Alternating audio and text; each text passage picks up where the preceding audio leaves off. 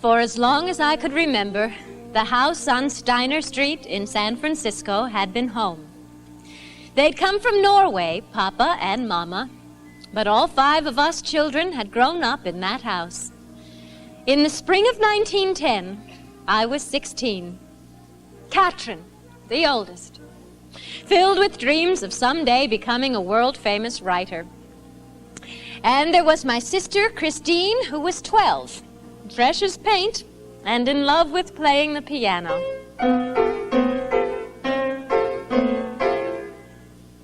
She played beautifully. There was my baby sister, Dagmar, who was 7, and crazy about a stray tomcat she'd named Elizabeth. There was my sister, Johanna, who was 15. Her one dream in life was to have a house, a husband, and 11 children. There was my brother, Nils, who was 13. And there was my papa, a shipyard carpenter who came home late from work each evening, I remember, after supper. All of my earliest memories are of my family and of that house on Steiner Street, of the sounds and the smells, and of the way everything looked in San Francisco long ago. The memories gather, and I see in my mind the shape of every golden year. Like colored ribbons, they begin to unwind and reassemble strong and clear. The family ties, the smiles, the cries, how sweet to have complete recall.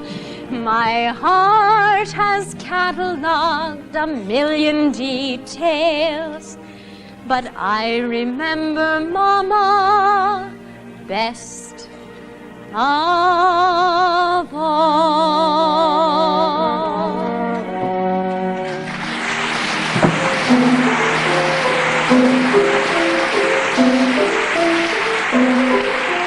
Nils, it's straight. Yes, Mama. Johanna, get that hair out of your eyes. No more piano, Christine. Come here, help me with the laundry.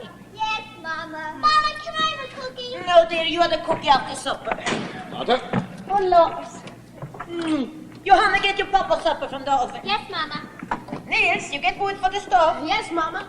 No, it's not enough. You get more, please. Yes, Mama. Was it a good day at the shipyard? You know what someone told me? What? I'll tell you later. Look, Mama. Isn't Elizabeth beautiful? Oh, yes, Dogma. But you know, I think we must find another name for Elizabeth. Because Elizabeth, you see, is not a girl cat. Elizabeth is a boy cat. A boy cat?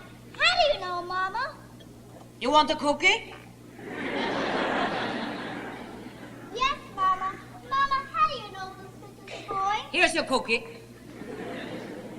Thank you, Mama. But how do you know she's a boy? Eat your cookie. I think of something. From now on, we'll call Elizabeth Uncle Elizabeth. It's very nice, Christina, very beautiful. But I told you, no more piano. Yes, Mama. Yes? Yes, Mama. Where's Kathryn? She's upstairs. She's made the sewing room into her study. Study?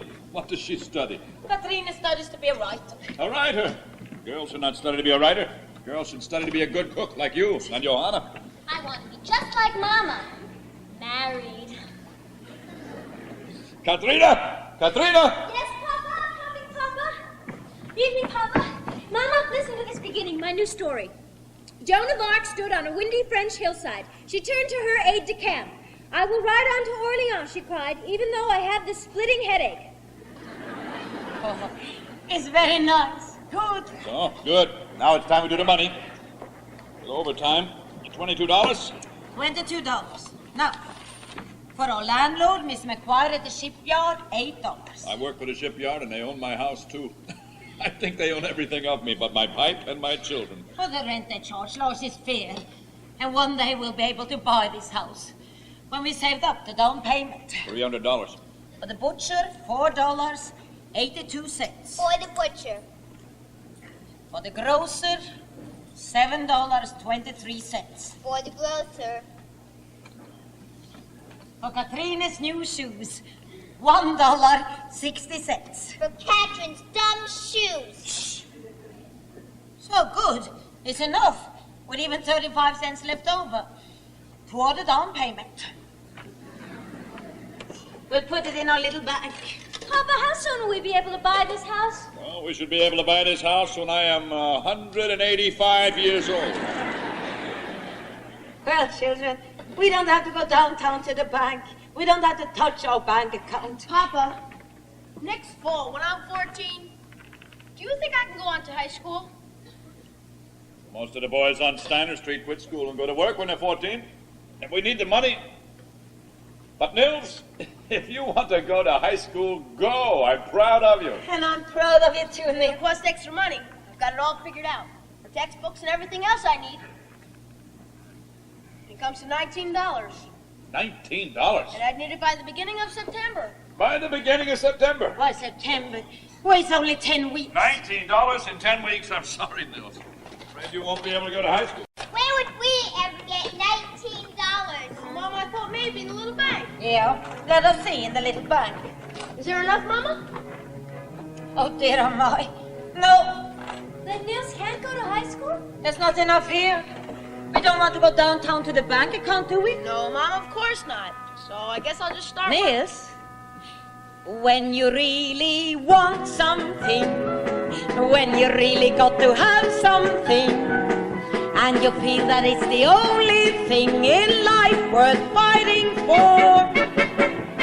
Doesn't matter if you're strong or not, you got to try to give it all you've got. And when you think you've given all you've got, give a little bit more. When you truly love someone, love as much as you can love someone. For the love you seek will never come by keeping some in store. There's no holding back of any part.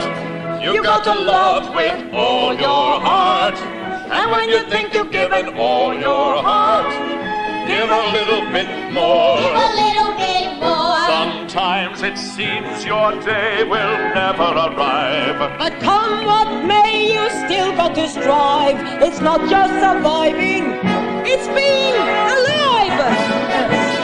Though the way is long and steep, you won't falter if your faith is deep.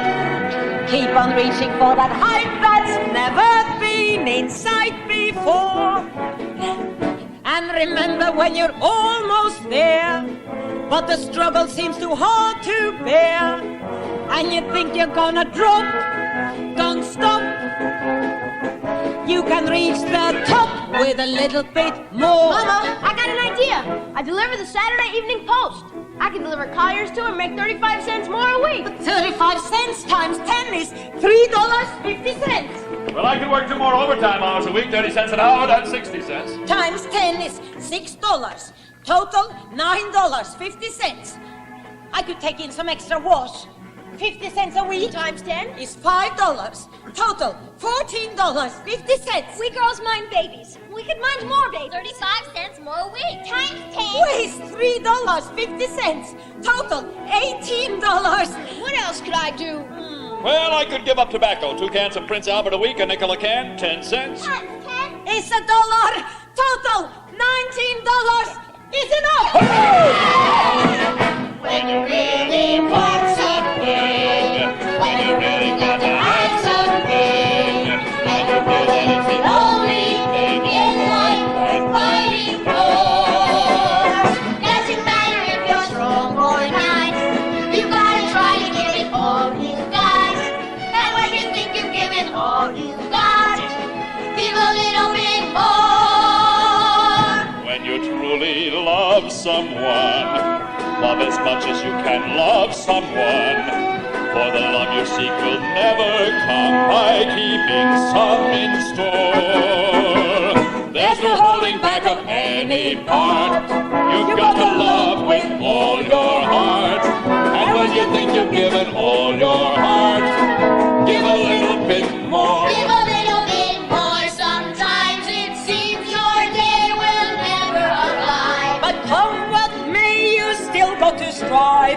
not just surviving, it's being alive.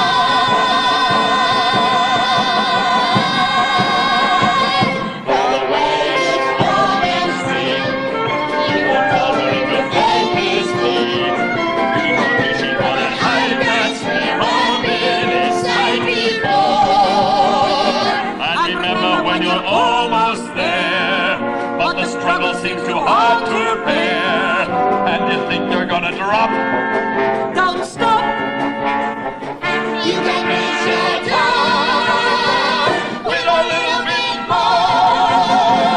With a little bit more. With a little bit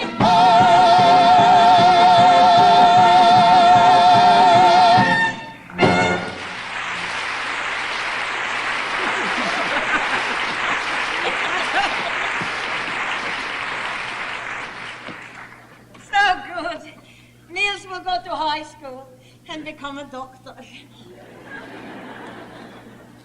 I think you have to go on to college to become a doctor, Mama. Well, you'll go to college too. I'll never smoke again. Choir. Come in, Mr. McGuire. Name it, folks. Saturday. The rent, $8. 8. Oh, it's gone up to 9. 9. Well, you should have got a notice in the mail from now on. As of this week, it's $9. But we don't have Kathryn, you will get your new shoes another week. Yes, Mama. I don't set these rents, you understand? I just collect them. We understand. Oh, did you hear about Frank O'Malley? He got canned from his job and they're busted. They're moving back to the old country. Oh, no. Yep, that's the third family on the block this year. They're gone back. Jimmy O'Malley's moving away? Everybody's moving away. You don't need to be frightened, children. But such a thing could never happen to us. We have our bank account. And your papa has a very steady job. Well, I don't know. You hear the rumor, Lars? Yes, I heard it today. What is it? Well, there's talk that the shipyard is switching over from building wooden ships to building iron ships, battleships to the Navy. Most of your carpenters is going to get laid off. Just a rumor. Yeah, just a rumor. Well, good night, folks. It's always nice seeing you. Always nice seeing you, too. $9. Martha! No. Rita. Rita, what is it? They're my children. And Martha, I have an announcement to make. I want to get married to a man. As you know, I have lately been acquainted with Peter Torkelson. The Undertaker. Yes, and just now, oh, Martha, my dearest sister, I wanted you to be the first to know, before Jenny and Sigrid. Just now, Peter the Undertaker proposed to me. I nearly died. I am going to be married. Trina, oh, this is wonderful news. Wonderful. Yes, Trina, congratulations. Only I will not be able to marry him unless Uncle Chris gives his permission. Martha, you will help me with Uncle Chris. Well, of course. Thank you, Martha, thank you.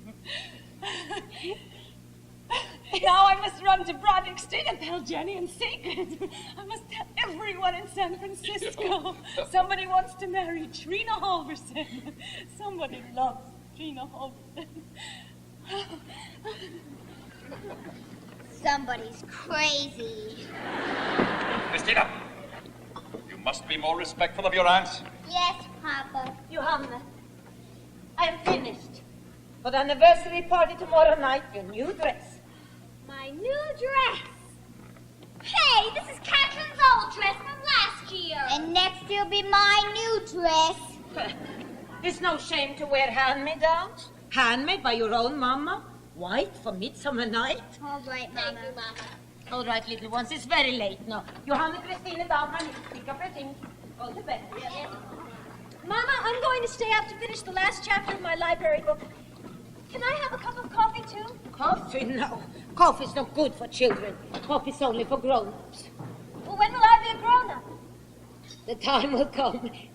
You straighten up in the front parlor like I tell you? No, Mama. So you do it now, please. And then you read. I like you read books. What is this one? It's called A Tale of Two Cities by Charles Dickens. Oh, Mom, it's the most wonderful book I've ever read. I've cried and cried. Kathryn is the different one. She reads books to make her cry. Mama, can I step to like Kathryn? No, dear, I told you to go to bed now. Go. Oh, drat! Drat. No, don't you ever let me hear that word in this house again. Yes, Mama. I'm sorry, Mama. Drat? Well, where did children pick up such terrible language? I don't know. We should maybe wash her mouth out with soap. Yes, maybe. Well, what does it mean, this word, drat? I don't know. Neither do I. Madam, something's bothering me. This story you tell the children about our bank account downtown, I think you must tell them that is not true. Oh, no, Lars. Not while they're still so little. It's not good for little ones growing up to be afraid there is no money. Maybe, but it is bad to lie to children. Well, there are bad lies and good lies. This is a good lie. A lie is a lie. Lars, why did you and me leave Norway, come to San Francisco? For the children. For the children. For the life they could have here so they would feel safe, always. And they could not feel safe, Lars, if they knew how often we are down to our last penny. So I have to keep on telling them that we have a bank account. And I'm going to, Lars. I'm going to. All right. I see how much it means to you. But I still do not think it is right.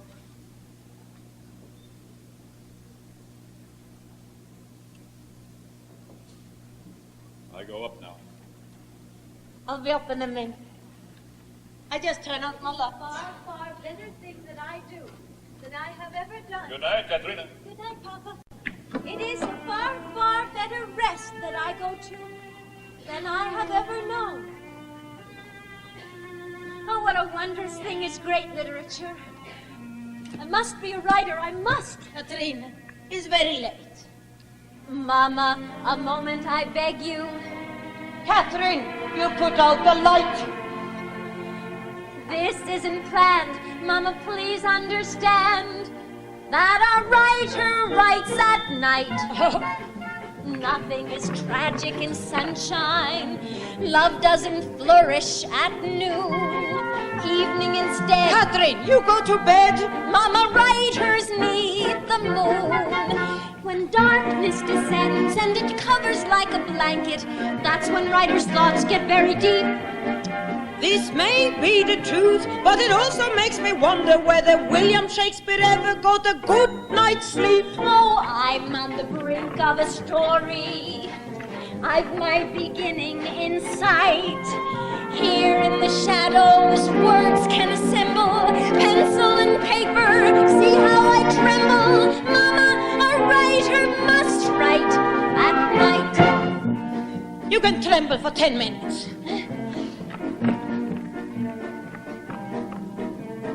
Paris, the revolution in France, summer, an unrequited romance. Mimi, a waitress small but sincere. Athos, an aging ex-musketeer. Better, a tense, mysterious tale. Murdered, a woman wearing a veil. Poisoned inside a house of ill repute by someone or something that plays Mozart on a flute. Oh, I see it all very clearly. I feel the words taking flight. I'll make my novel ring through the ages. Hundreds of chapters, thousands of pages. Mama, a writer must write at night. It's true. A writer does her best work You come to bed this minute. at night.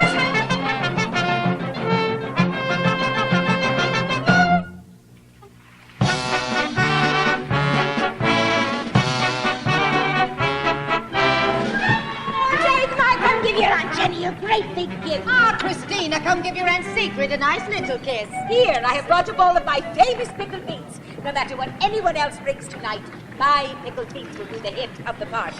And I have brought flowers that were given to me by my fiancé, Peter Torkelson. The Undertaker.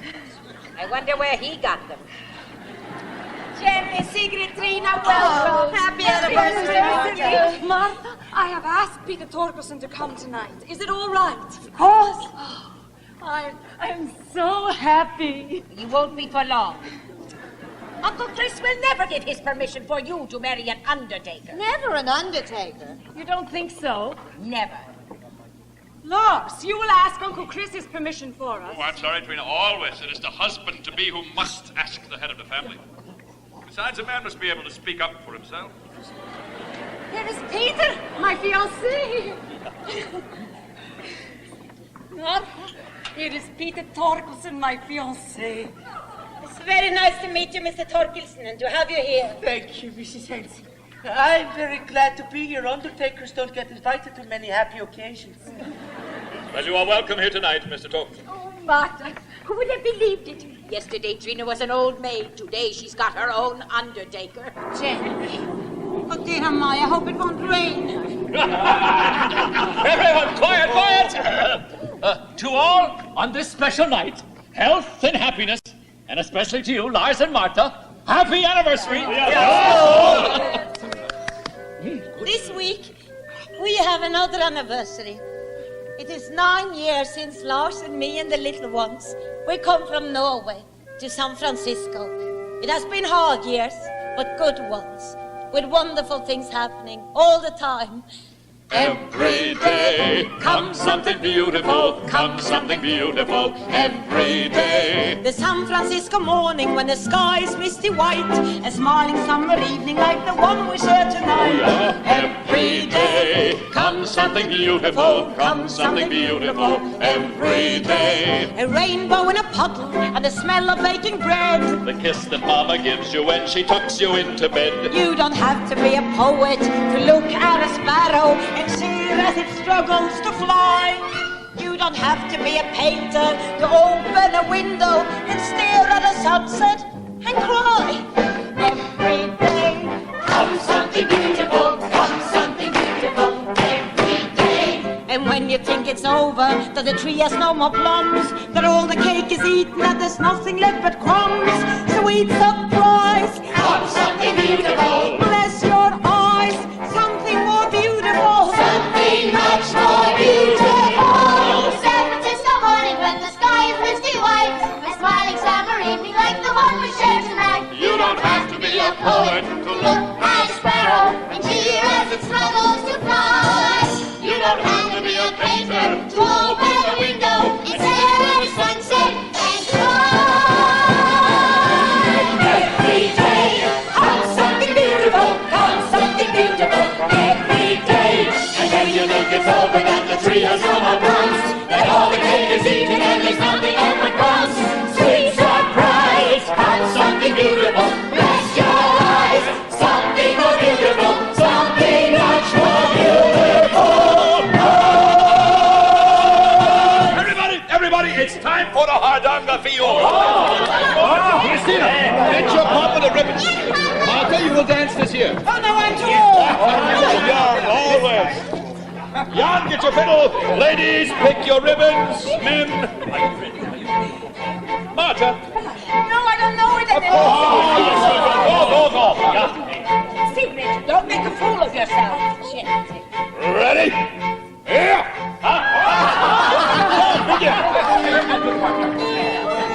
What about you, Lars?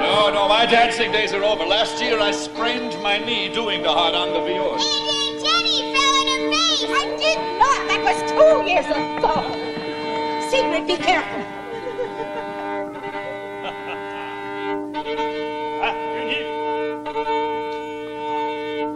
Yeah, very nice, yeah.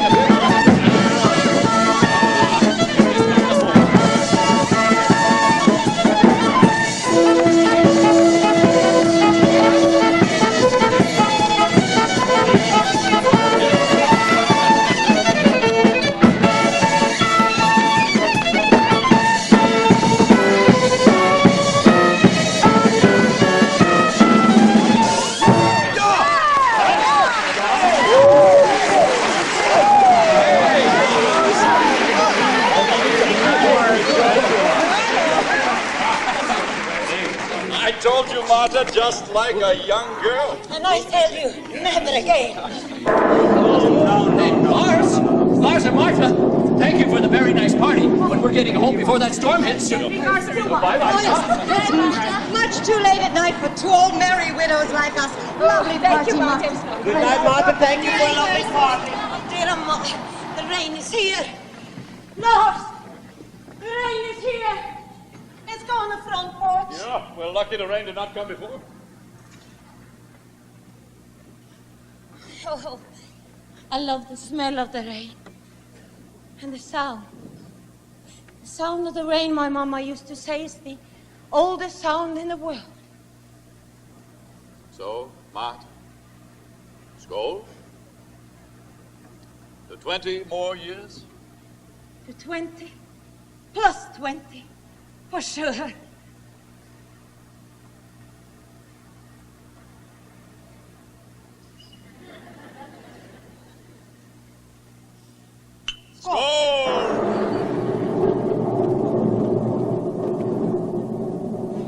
Lars, what is it?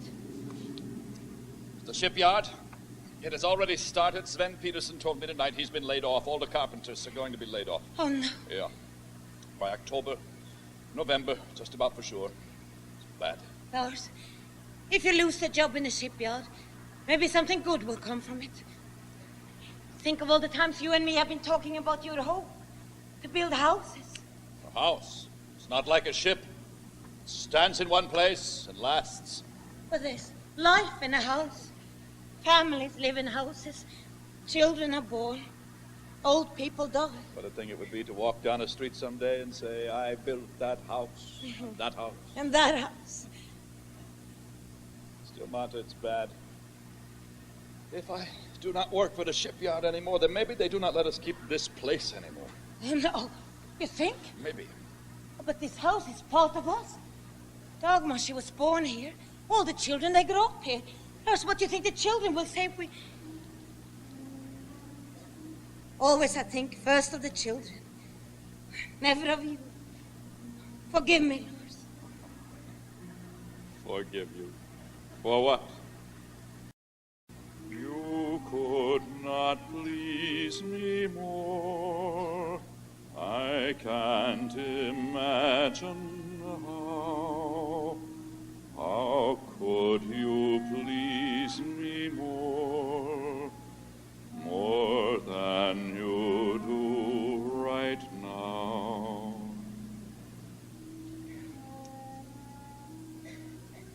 20 years ago, I could think only of you, being a good wife to you. But now the children, I spend so much time. When they are sick, I have to nurse them. Katrine's school dresses must be lengthened. Dagmar's hair must be braided. Nils always has buttons missing on his coat, and Christine... Could I be more a wife? Could I be more a friend? Oh, make a better life than this life that we spend. Martha, you could not please me more. I can't imagine how. How could you please me more? More than you do right now. Would you be more a wife? Would you be more a friend? Or make a better life than this life that we spend? I look at you and bless all that has gone before. I'll never love you less. You could not please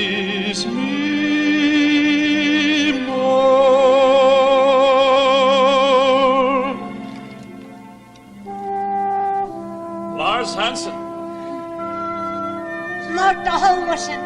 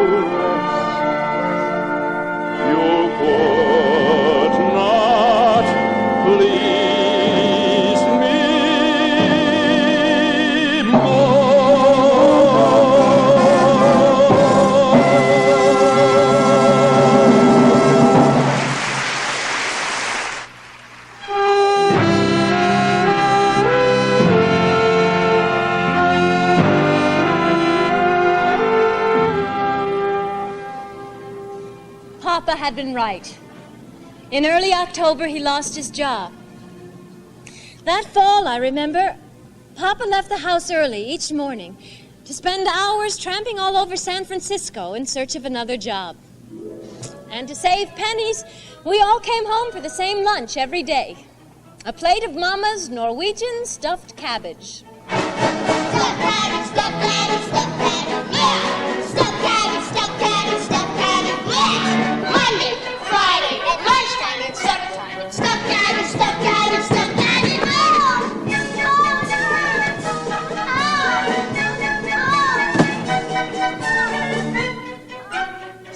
Poor Dagmar! Yeah, poor Dagmar! She's gonna miss lunch. Oh, Lars, sit down. Stuffed cabbage. Stuffed cabbage. You went to Hunter's Point? Yeah, and they're not hiring anybody. Nobody is hiring anybody. Well, I made $9.45 this week on my washing and ironing. We'll get by. Yeah, this week. Well, the landlord is paid. We don't have to go downtown to the bank account. Lars, Mr. Hopkins, who wants to build a house, you speak with him? Yeah, and he said no.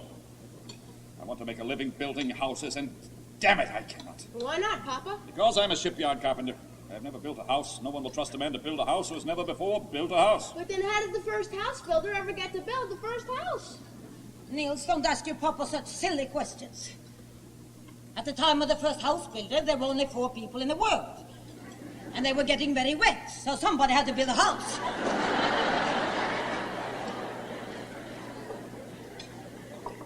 Where is Dagmar? Oh, she's upstairs. She came from school with a little bellyache. Katrina's there putting her to bed. Christina, don't play with your food. Eat. I wrote a letter to my brother, Kurt. In Norway? Yeah. If I cannot find anything here, maybe he can find something for me there. Oh, no. We are not leaving San Francisco. Yes, maybe. No matter what. I made 15 cents this morning, Papa. For school. Running errands for Mr. Laramie, the druggist. Oh, good. Children, eat. Mmm.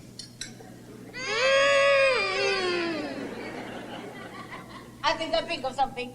Let's all pretend we're having a picnic. A picnic? Children, quiet!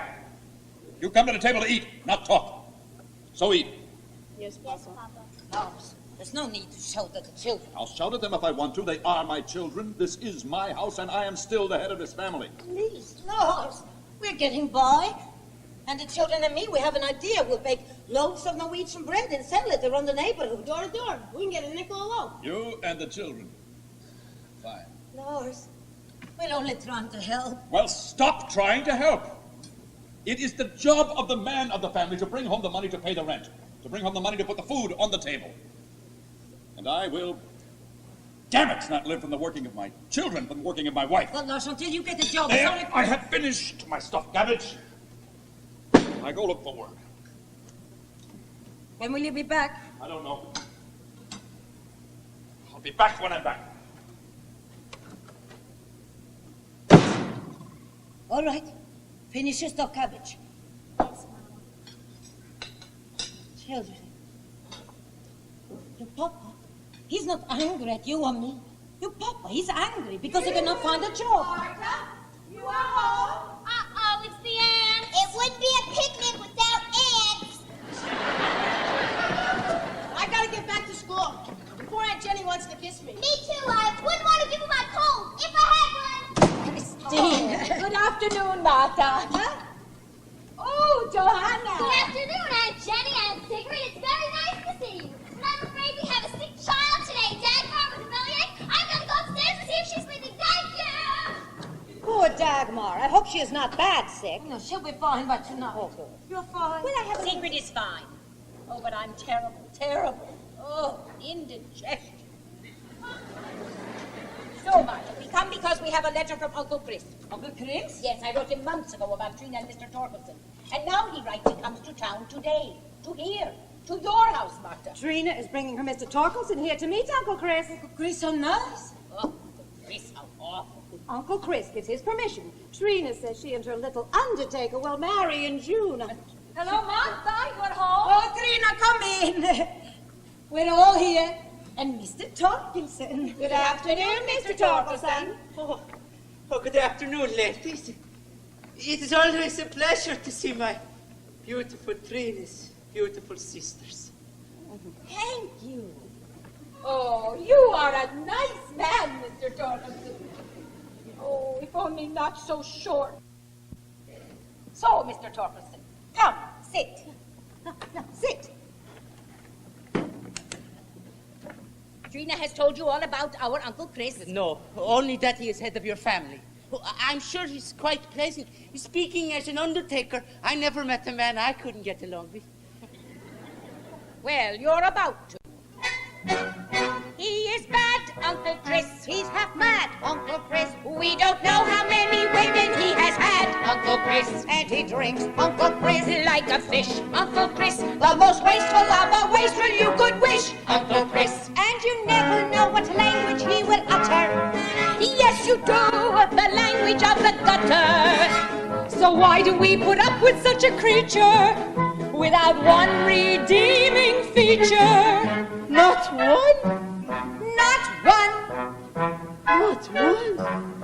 Well, one.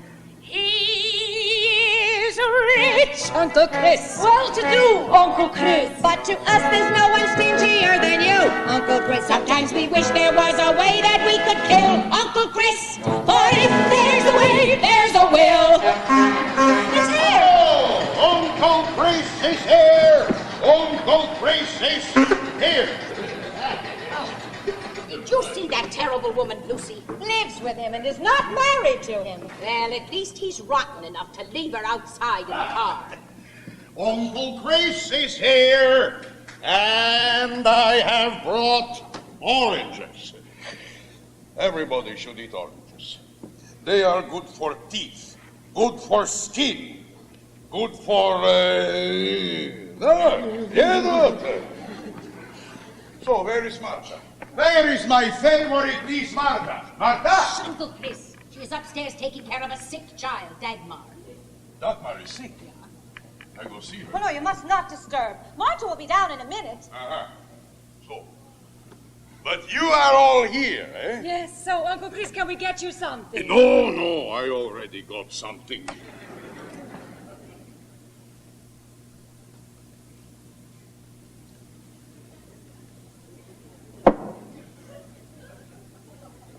Mr. Torkelson, right?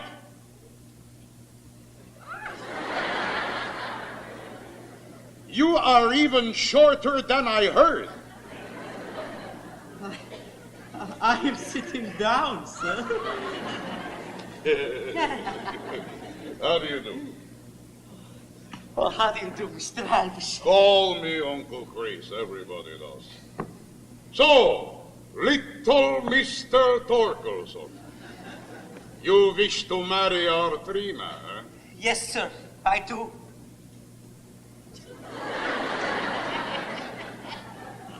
Marry her. Oh, you give me permission!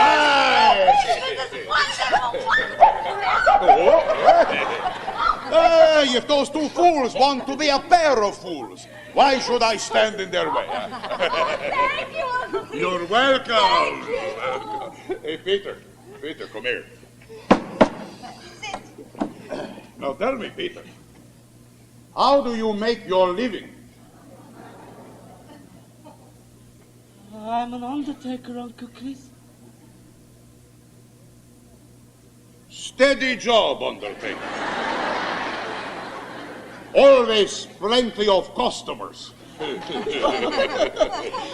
So, Mr. Undertaker, what kind of a name is Torkelson? That's South Norwegian, North Norwegian, what? Oh, no, Uncle Chris. Uncle Chris, wouldn't you like a nice hot cup of coffee? No. I got plenty to keep me warm.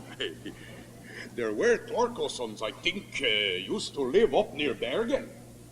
Yeah, they were. That is your family, Peter. No, Uncle Chris. I feel I must Would you like an orange? Trina, I am speaking to your mortician. So, Peter, what part of Norway are you from? No part of Norway, Uncle Chris. I am not Norwegian. I am Swedish. Swedish? Swedish!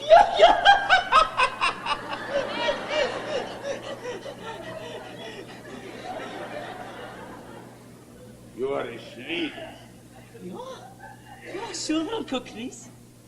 Don't call me Uncle Chris. What is this, Jenny? You did not write me this man is a Swede?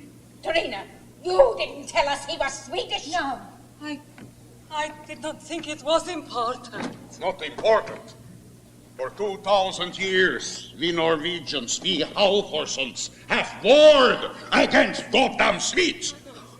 Never will I let a Swede into my family. Never. No! Never! No! A Swedish undertaker. I will not be in the same house with a Swedish undertaker. Get out, you. You two, Trina. Go. Out! Out! Traitors! Do something! You. 10,000 Swedes went through the weeds at the Battle of Copenhagen. 10,000 Swedes ran through the weeds, chased by one Norwegian. Swedes, they are every place. Thank God, Uncle Chris, you're here. What? Dagmar's bellyache. It's not hurting very bad. Oh, let Uncle Chris look at little Dagmar. Hey, you give me that beauty. All right, now we see what it is here, huh? So you tell me something.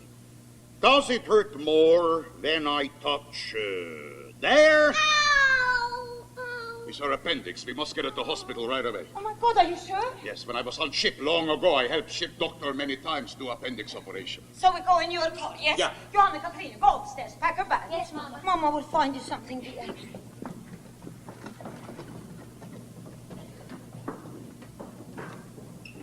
You are afraid of your Uncle Chris, Dagmar? No, Uncle Chris. Only a little. You must not be. I am a wonderful man. Oh. It's very bad, the pain. It is kind of. You want a drink?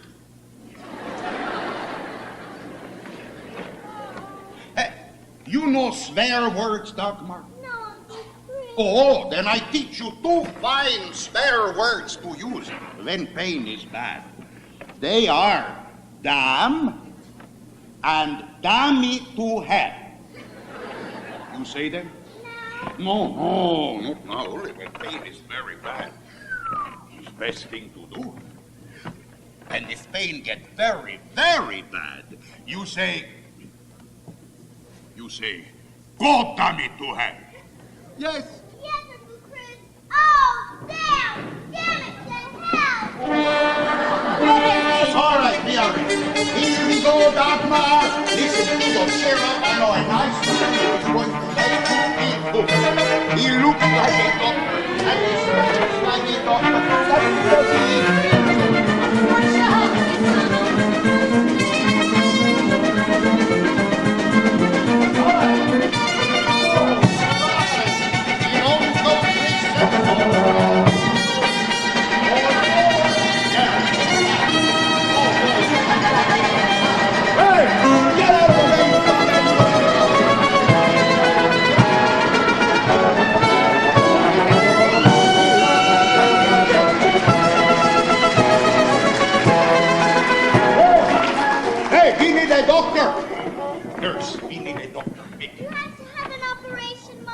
Maybe, dear, but it's nothing. They put you to sleep, and when you wake up, you'll be all better, and Mama will be there. You promise, Mama? Oh, yes, I promise. Oh, ow! God damn it to hell! Very nice. Yes? We have a sick child here. Appendix. You be careful, Peter, huh? Doctor, you take out her appendix, nothing else. I had never been in a hospital before, and I remember now how strange it all seemed to me then. Its dark whiteness, its sudden quiet after the noise of the city. Life and death hung in the balance. No wonder, I thought. Writers are always writing about hospitals. Oh, dear God. Operation should be over long ago. We must pray nothing bad has happened to our little Dagmar. I have been praying, Mama. Pray more. I do not pray, but I drink to Dagmar. To her health, that she will be all right, I drink. Uncle Chris, I think you drink to everything. Everything is good to drink to. 4th of July, Christmas, breakfast. Kathryn, find your papa. Tell him what happened. Here's a nickel. You take a cake. Yes, Mama. The weather, Martha, very cold for November, huh? Oh, yes. Very cold. Your orange groves are doing well, Uncle Chris. No, not well. The children, they do well in school. Oh, yes. You know, only last week Dagmar came home. No, Martha, Dagmar will be fine. This is the best hospital in San Francisco. Good Samaritan Hospital. This is a hospital. Would you be quiet, please? This is a hospital. That's what I just said. This is a hospital. Chris, they think we make too much noise. It's Doctor. Doctor, is she all right, my daughter? Your daughter is fine, Mrs. Hanson. She came through perfectly. Oh, thank God. Thank whoever is up there, if anybody. Thank you, Doctor. Now I go and see my little Dagmar. Oh, I'm sorry, Mrs. Hanson. You can't see your daughter until tomorrow. Hospital rules. Oh, but I must see her. I'm her mama, and I promise I'll be with her when operation is over. Promises can be broken, Mrs. Hanson. Hospital rules cannot. Oh, and there is no smoking?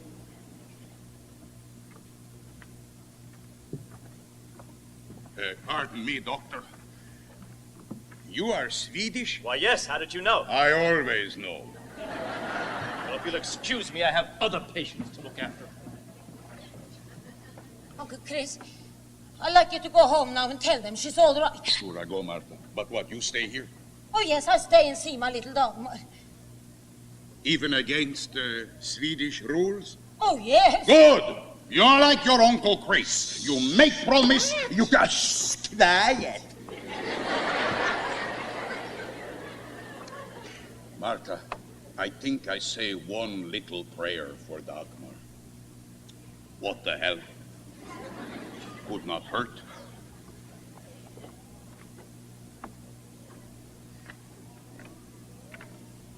I am going now.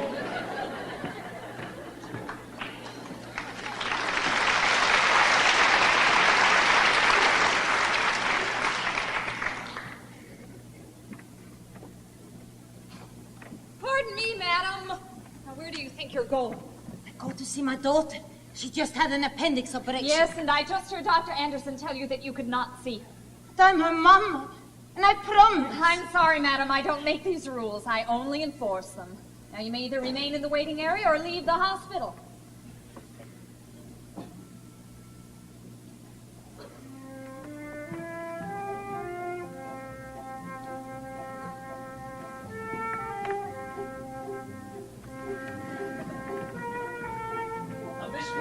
May I see that chart, please? Yes. Thank you.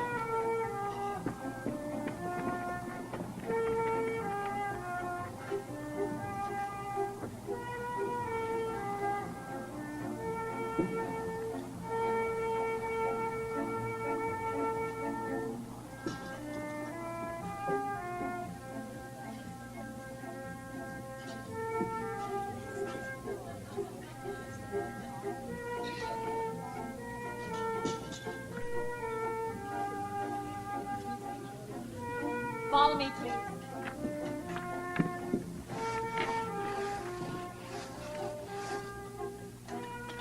I'm glad they finally got someone to take care of these floors.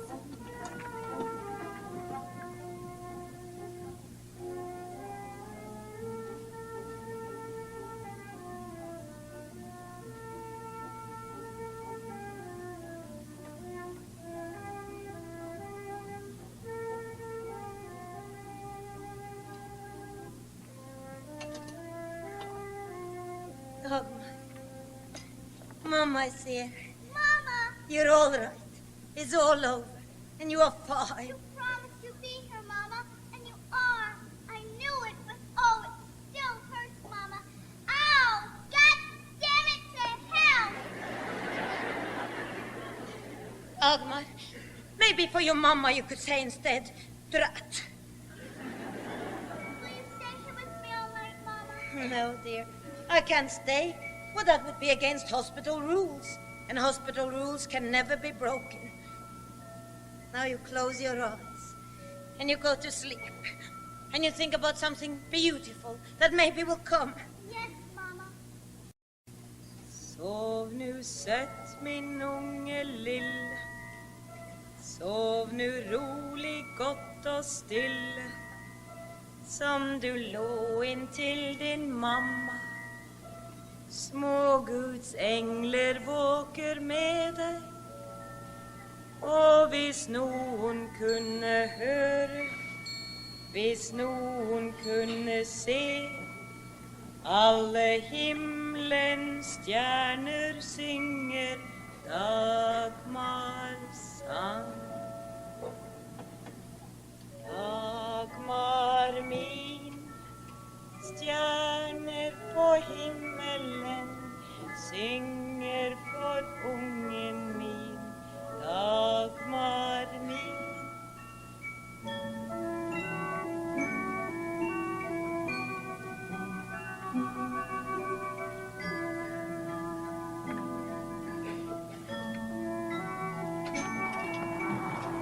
Mammas vän,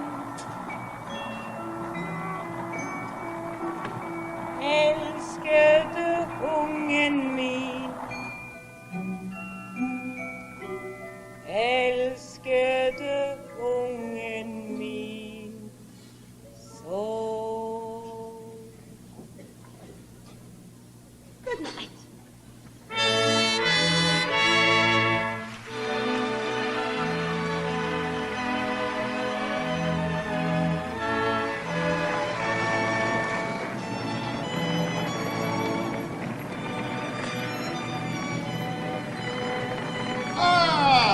Children! Good morning, good morning. What a gorgeous, beautiful morning. What time is it? It's 4 o'clock in the afternoon. So, well, it was a late night last night. Where is your mama? She's out picking up laundry, Uncle Chris. Oh, too bad. I will miss telling her goodbye, because pretty soon I got to go back to my ranch. 10 days here, I think that is enough of Uncle Chris. Yes, children? Yes, Uncle Chris. Uncle Chris, you want to see my Dad, Mom! No, it's all right. It's good my little beauty is home again from the hospital. All better, huh? Hey, you kids do me a favor. Go down to the docks. Find a fishing boat, the Molly B. You tell Captain Jake your Uncle Chris is leaving town. Jake and his crew, they come up here have a drink with me. You go there. Yes, Uncle Chris. Dad, Mom, you stay here. Uncle Chris? I thought I told you two to get out of this house. Uncle Chris, please. You must give us another chance. Please listen to me. Damn it, you catch me at a bad time, in a good mood. What is it? Uncle Chris, I'm 43 years old. 43? And this is the last chance that I may ever have to marry. Trina, forget about it. He's Swedish. He's only a little Swedish. And Uncle Chris, I love him. Uncle Chris, Peter himself does not even like Swedes. That's why he loves me in Norwegian. Do not like, I hate Swedes. Something new, a Swede with common sense. Well, Please, Uncle Chris, please. You promise that the children would not be Swedish? Yes, we promise. We promise. All right, what the hell? Okay, We can be married. Thank you, Uncle Chris. All right, Thank all right, all right. Thank you. Thank you, Mr. Henderson. Call me Uncle Chris. Hey, Peter, come here. Now tell me, Peter. You are fixed all right for money, I hope. Oh, yes, Uncle Chris, I am very successful. Everybody who is anybody in San Francisco is buried by Peter Torkelson.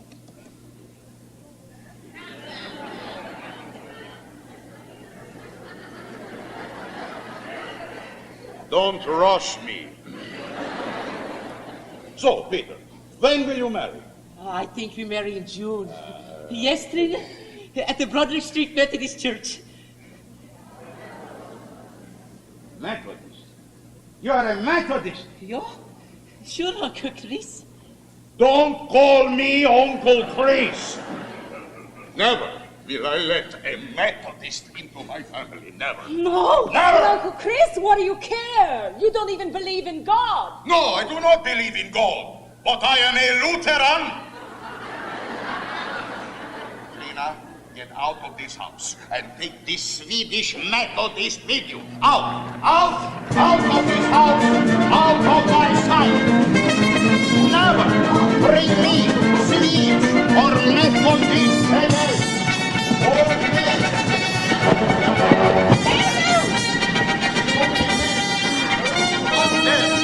Are Swedes and Methodists? Methodists, they are every place.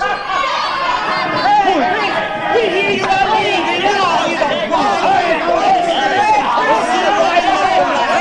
Good old Chris, how are you? How am I? I am broke again. No, I threw away my last dime on that no-good motor car. What the hell? That's the way life goes. Hey, you know this Norwegian writer, Mark Twain? What he says life is? No. He says life is just one damn thing after another. And he is right. It is ups, it is downs. Life is suddenly bliss. Life is suddenly blech. Blech or bliss. Face it like this. Take it from your Uncle Chris. Easy come, easy go. One day you're high as a kite, next night you're lower than low. But oh, don't let life's inhumanity get to you. If trouble comes, keep your sanity, use a profanity. God damn it, to hell will do. Easy street, feel so sweet. Next moment you're eating a humble pie, but don't cry. Put on a smile, shine up your shoes, jug a lug a jug of your favorite booze and say, easy come, Easy go. Hello, good fortune, goodbye. But Uncle Chris, we don't understand. Mama tells us to save our money. You spend it like water. Mama says to behave, that's funny. You don't do what you oughta. Mama tells us to watch each penny. You spend so you don't have any. Who's right, Mom or you? Your mama. And I'm right too.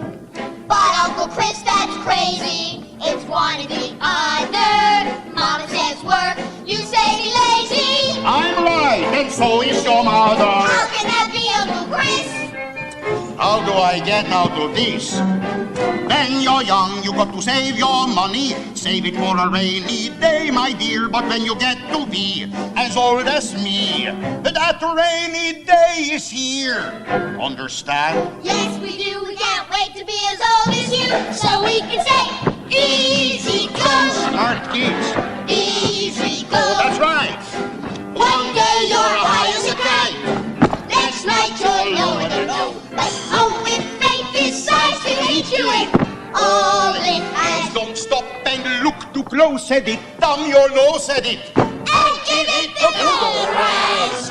Easy street. Feels so sweet. Next moment you're eating a humble pie. But don't cry. Put on a smile. Shut up your shoes. If all you got is nothing, you got nothing to lose. And it's easy go. Easy go. Hello, good fortune, goodbye. Hey, doctor, come here. Did that doctor fix you up good like I told him to? I don't know, Uncle Chris. All right, we see something. Now, you lift up this leg like that. Uh-huh. Now you lift up that leg like this. Now, did that hurt your operation? No, Uncle Chris. Good. Now we do this together. So. Hit that floor. Very good. So. Graceful, huh? Now we are going to kick something. Kick. Very good. Kick higher. Oh, you're better than brand new. Way. Now we go someplace. Come on.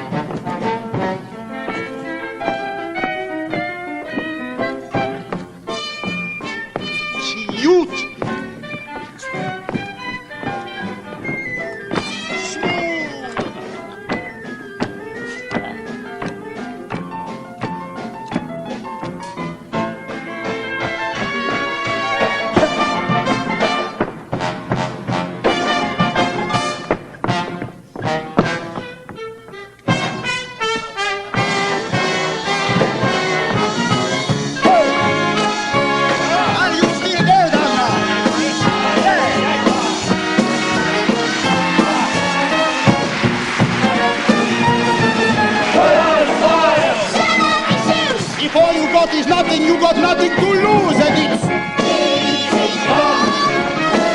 Easy go. Hello, good fortune,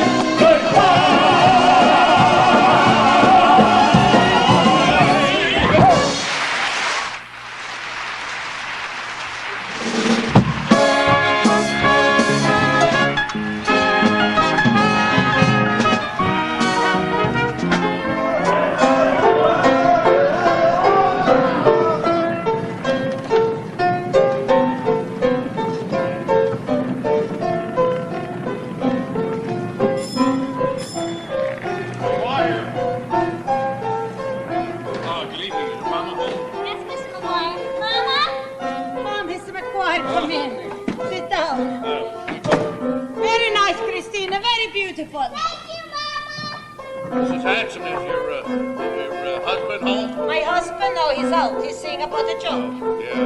Well, it's too bad they had to let him go at the shipyard. Said it's too bad they had to let him go at the shipyard. Boy, your daughter plays the piano beautiful. Yes, beautiful. Very beautiful, Christina, but I think you play enough for now, dear. Thank you.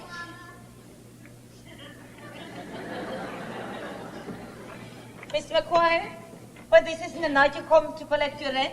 Well, no, I'm not here about the rent. I'm here to serve you with this here notice. Notice? Well, seeing as how Lars don't work for the shipyard no more, the bosses have decided that, and not be personal, understand, but you gotta vacate the premises when your lease is up next summer.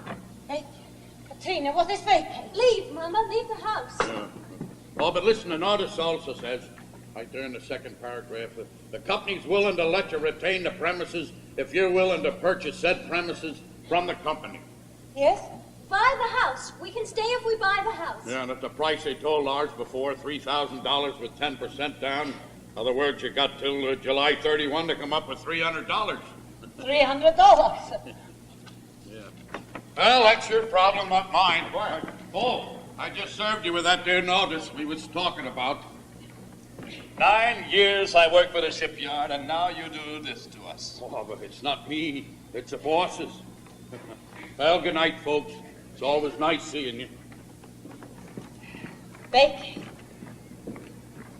It's all right. I have good news. You found a job? Yeah. This afternoon when I came home, there was a letter from my brother Kurt, and Kurt, he has found me a job. A good job in the shipyards at Sandefjord. In Norway? Yes, of course, in Norway. Also, he has found us a house. An old place falling down, but he says I could fix it up. See, here he writes, he will buy it for us, and we will pay him back whatever time it takes. But, Papa, what you're saying, we'd have to move. To Norway. All of us. And we are going to. No? But, Papa, I don't want to live in Norway. Me neither. Neither do I. Martha, I spent hours today down at the docks walking from ship to ship. And we're in luck. I found a British freighter sailing tonight for Liverpool, and they will give me free passage for working as ship's carpenter. And from Liverpool it will be easy to find a ship to Sandefjord. I don't know what you're saying. What I'm saying is that I will go on ahead alone tonight to Sandefjord, start in that job, fix up that house, and then send money in 2-3 months for you and the children to follow. I have made up my mind. Children, I want you all to go into the parlor. Hurry up, quick. Lars, what you were saying, going tonight? You're crazy. No, Martha, it is not crazy. A chance like this for free passage might not come again for weeks, for months. You have decided that we go to Norway without asking me? Without asking the children? I do not have to ask anybody. I am the head of this family. Martha, what is there for us here? I have lost my job. We will lose the house. We cannot save up the $300 ever. Buying this house is a pipe dream, and you know it. I know how much you've suffered because you have no job. It's been the hardest time of my life. I know, Lars, but you and me together, we will find a way. I have found a way. We are going to Norway. No, we are not. Lars, the children, they are American. No, they are Norwegian. Only Dagmar was born here. And she is Norwegian too because I am Norwegian, because you are Norwegian. No, I'm not. I am a San Franciscan. And it is not fair. Fair or not, Martha, I am your husband. I have decided you are going to Norway. I'm ordering you.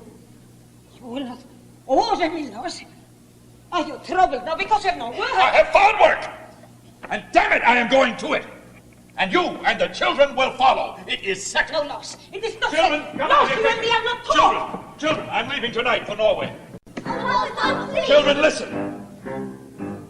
It is not good. It is not good or fair, but it is not the end of the world. It is a hurt.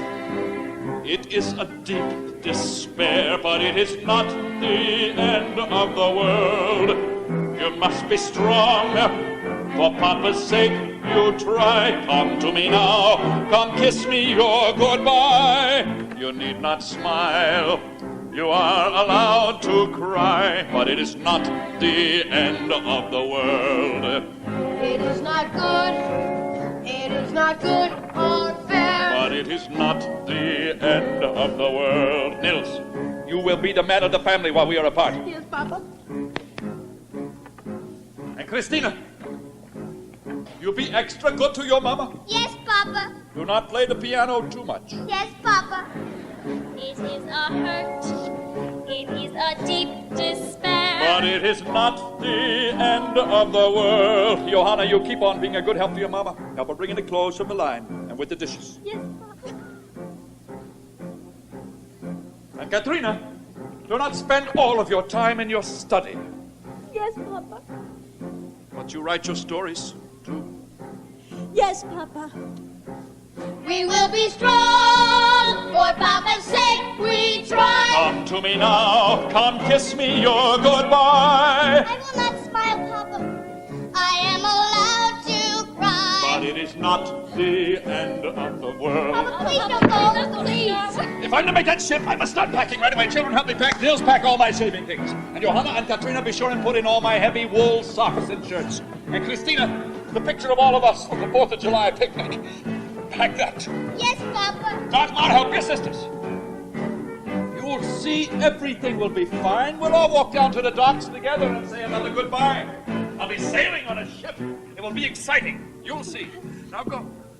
Go.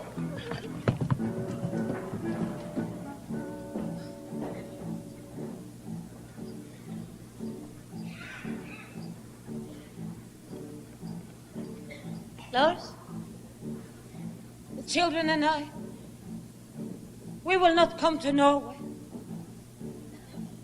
Will not. No. I go pack.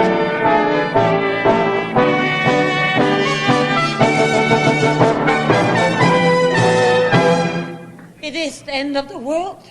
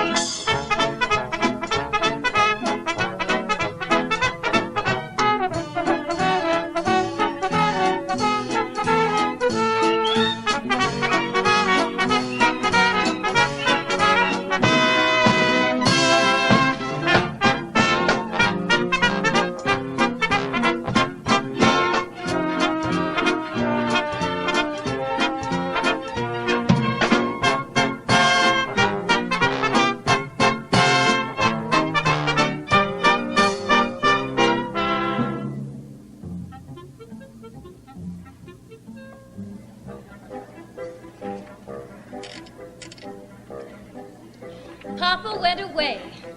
Time passed, and the fall of 1910 became the spring of 1911. Papa sent money, but it wasn't enough. And Mama ended up picking up and doing the laundry for half of Nob Hill. Meanwhile, our time in the house was running out. And in the hopes of making some money, I sent my very best story off to the Saturday Evening Post in Philadelphia. With Papa away, we children came to depend more than ever on Mama. Every time we get in trouble, every time we land in Dutch, where's the first place that we run? Mama! Mama always makes it better. She can see around the corners and read between the lines. When our world is gloomy, Mama always shines. Oh, you're very, very lucky when you've got a Mama like us. Anytime we bruise an elbow, anytime we bump a knee, what's the first word that we yell? Mama! Mama always makes it better. Mama's smarter than an eagle, and she has more sense too. Stronger than a lion. Mama is a zoo. Oh, you're very, very lucky when you've got a Mama like us. And Mama keeps an open mind. She'll always try to see things your way. She's fair and true and nice and kind. They sure make Mamas good in Norway. But when Mama's feeling poorly, when she's heavy in her heart, where's a place that Mama goes? Papa! Papa always makes it better. Only Papa isn't here now, so let's be good as gold. Let's not run her ragged, let's not make her scold, 'cause you're very, very lucky when you've got a Mama like us.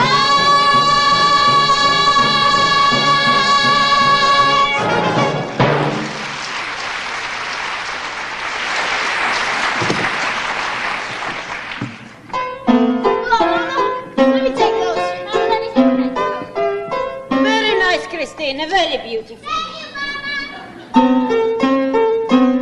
But I think you play enough for now, dear. Thank you. Yes, Mama. Any mail for me? Kathryn got it. Oh, where is Kathryn? Kathryn! Yes, Mama. A letter from Papa. And a letter from the Saturday Evening Post. Kathryn. My story. Dear Miss Hanson, thank you for submitting your manuscript, but we do not find it acceptable for publication.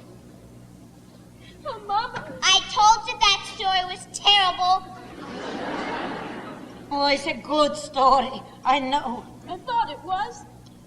The cold and forbidding Paris moon shone down upon the Bastille as Queen Marie Antoinette lay on the hard stone floor of her dungeon cell, yearning once again to hold in her arms King Louis the XVI. That's the 16th, Mama. King Louis the 16th. Roman numerals. Oh, yes, I think so. Tomorrow Maria would go to the guillotine, and her charming head would be chopped off. Well, it's very nice. Yes? Oh, there's so many big words in it. It's no good. It's no good at all. None of my stories are any good. Kathryn!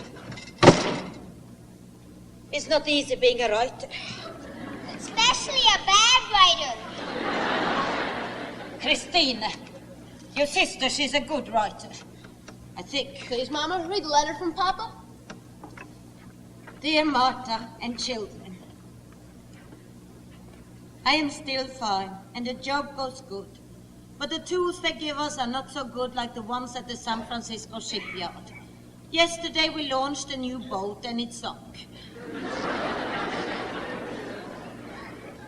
The house Kurt got for us is too run down to fix up. So in my spare hours I'm trying to build a new one, as I live in hope that you will change your mind and come here to Norway. I miss you all more than I can write. Last night, Martha, I dreamt you were here with me. I reached out to you and said, Kjæreste venn min, jeg lengter så The rest of the letter is only for your mama, children. Yes, Mama. Mama, can I step till the dawn? No, dear. The dawn is hours and hours away. Oh, look, you see the full moon over the bay? It's as beautiful as the dawn. Mama, how far away is the moon? The moon? The moon is 35 miles away. Oh, no. Teacher says the moon is thousands and thousands of miles away. The distance from the Earth to the moon is 250,000 miles. 256,000 miles. Sometimes maybe the moon is thousands of miles away. But tonight, I think 35 miles. Yes, Mama. Oh, children. Oh, look at all those lovely stars. How many stars are there? Oh, you dumbbell. Nobody knows that. Oh, yes, Christina, your mama knows. There is one star, Dogma, for every person in the world. For every person who has ever lived, or who is living now, or whoever will live. That is how many stars there are. One star for you and me, for Papa, for all of us. For Aunt Jenny, too? Oh, yes, for Aunt Jenny, too. It's very late. Johanna, you fix hot milk for the little ones. And there is leftover apple cake for dessert. Yes, Mama. Good night, Aunt Jenny. Good night, children. Oh, good evening, Martha. I come to sit with you for a minute. Everyone is fine in Broderick Street. Oh, no. Trina is a wreck. Because she cannot marry her Mr. Torkelson, she cries all night. In the room next to me. I get no sleep. Oh, Martha, you look tired. I am tired. I'm very tired. Oh, it's good to just sit for a minute and do nothing. The money Lars sends, it's not enough. I must work hard. And soon I must find another place for all of us to live. Oh, Jenny, you know, the life without a man is hard. It is your own fault. Martha, as your oldest sister, the smart one, I come tonight to give you this advice. You and the children get on a boat and go to Norway. A woman's place is with her man. With a man who would leave his own children? Jenny, I'm so angry at him for leaving his children. You are not angry at him for leaving the children. He left me. You still love him, Martha. Go to Norway. Jenny, I miss him so. Go to Norway. No, I will not. I will not give in because I am right and he is wrong. Martha, if everyone listened to me, Jenny, did as I say, all of the world's problems would be solved. But they do not, so I go now. But I leave you with these words. Oh, shut up your mouth and go to Norway. Oh, Jenny, you are a good woman. I know. It is my one fault. I'm perfect. Oh, good night, Martha. Good night, Jen.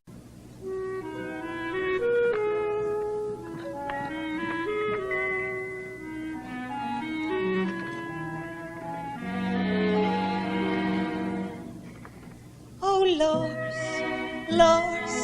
Lars, how I miss you. Without you, my life is a dead, empty shell. My only belonging, my longing to kiss you.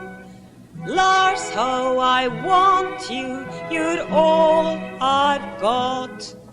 Yes, I want you to rot in hell. How could you up and leave your children and your wife?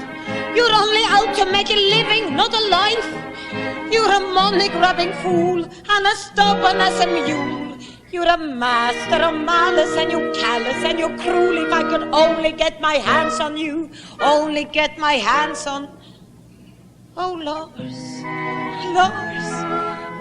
how I'd hold you as close as the stars hold the night. I've no other wish than the wish to enfold you. You two are lonely, it's easy to tell. And Lars, it damn well serves you right. You only listen to yourself and not to me. There must be work that isn't miles across the sea. You didn't care how much I cried. All that mattered was your pride. What right have you to hurt me and desert me? Damn your hide. If I could only see you face to face. Only see you face to face. Oh, Lars, oh, I'd love you and kiss you and not let you go. But all that I know is I know how I miss you.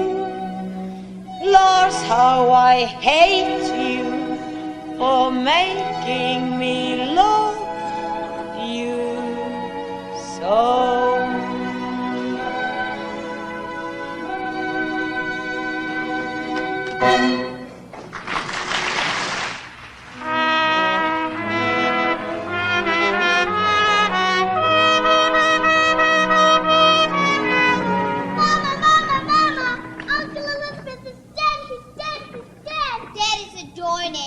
Must have gotten in a fight with Mr. Gutweiler's dog. Not quite dead, but he's sure close to it. Dear mine. But you can make him better, can't you, Mama? Oh, no, Dagmar, Mama cannot do miracles. Yes, you can. You can Nilsa, I wish your Papa was here.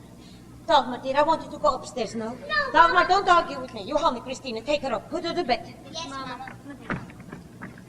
Mama, please, do something.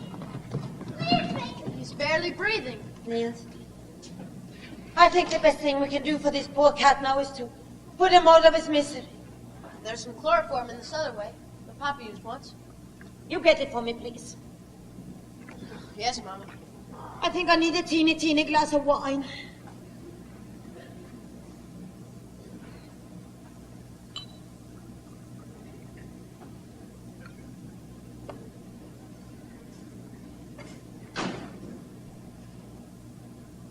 Mama, I never saw you drink like that before. You never saw me chloroform a cat before. Oh, damn, God damn it all to hell. I'm sorry, Niels. Drat. Drat? Mama said drat!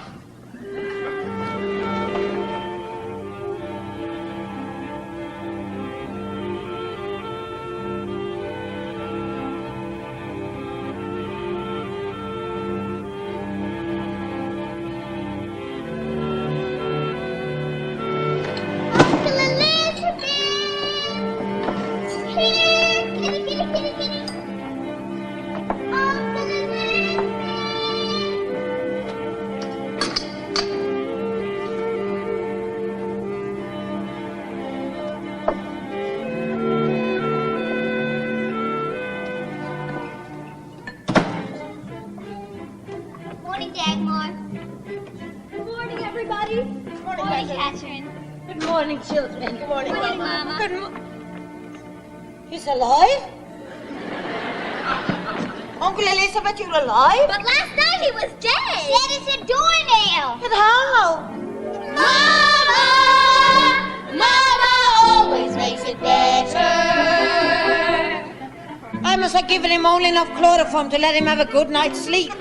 Oh, you're very, very lucky when you've got a mama.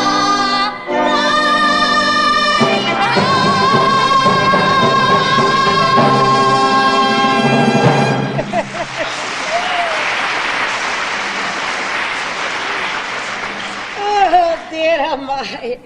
Breakfast. Look at this in the Chronicle, Kathryn. A big story about a writer, just like you're gonna be. I'm never going to be a writer. Never. Dame Sybil Fitzgibbons. Dame Sybil Fitzgibbons? Yep, I guess so. World famous writer arrives in our city, staying at Palace Hotel. Let me see that.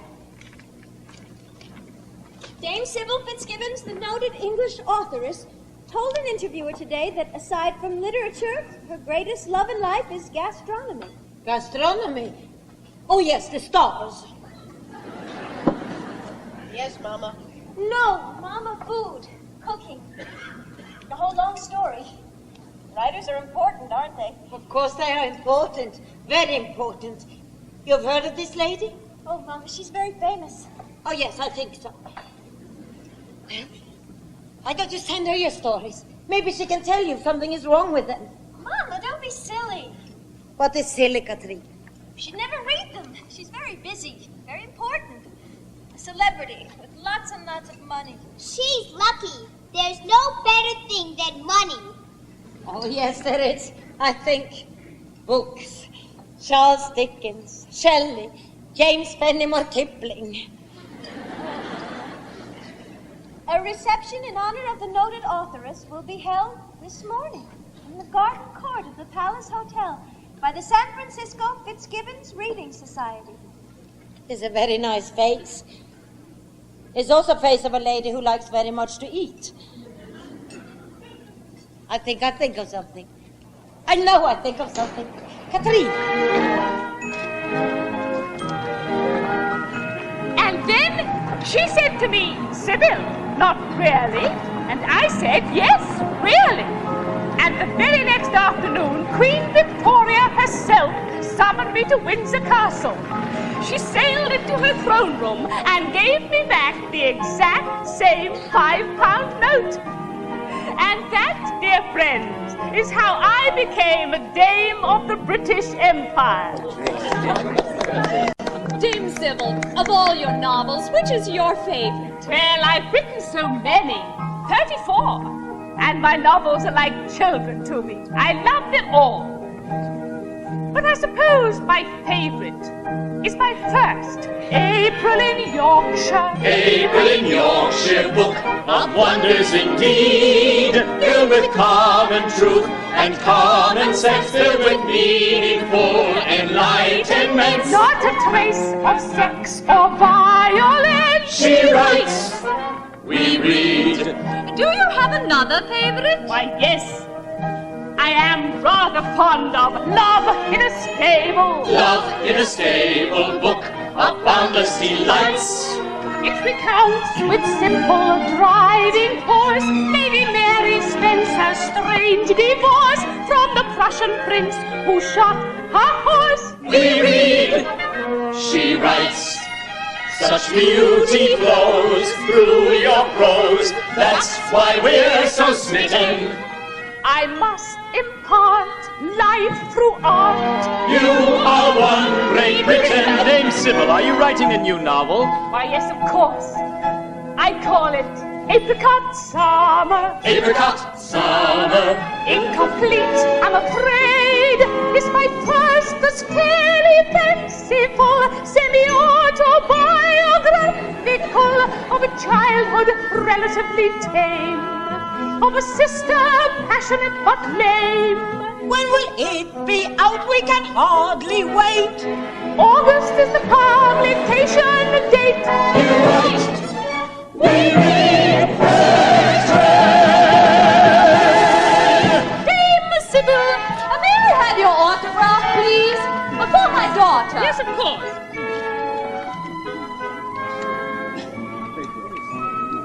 Thank you. Dame Sybil? I don't think so. Really, madam? Thank you.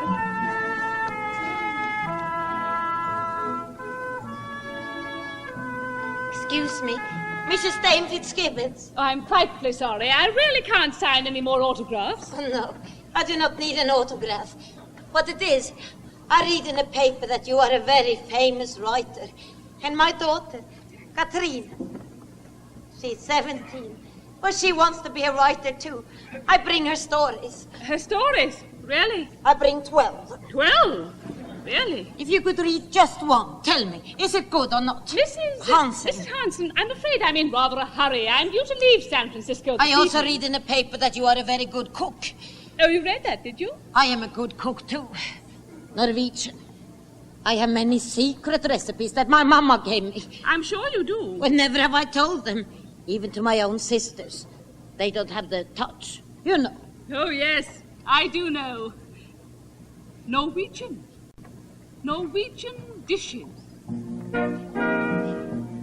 Would you know rømmevaffler? Rømmevaffler? Sour cream waffles, thin and crispy and light. From an old Norwegian recipe that would please you gastronomically. Could you jot it down on a pad for me? You read, I write.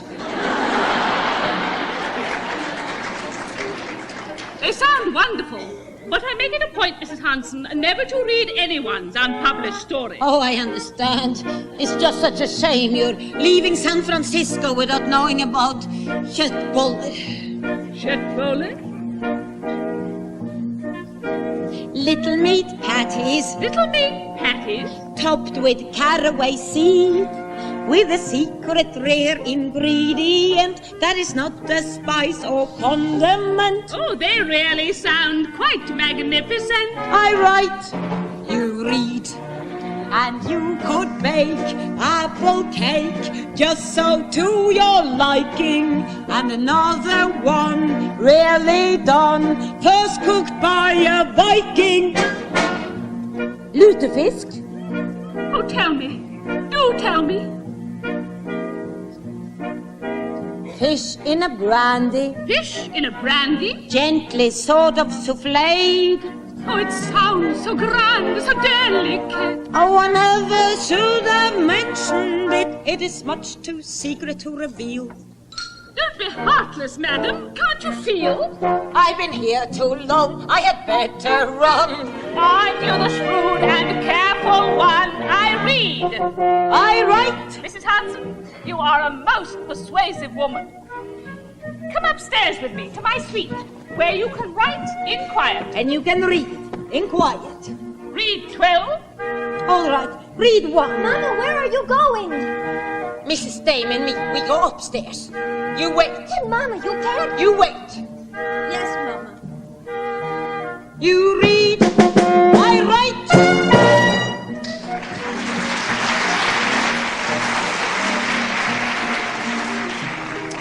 So I waited.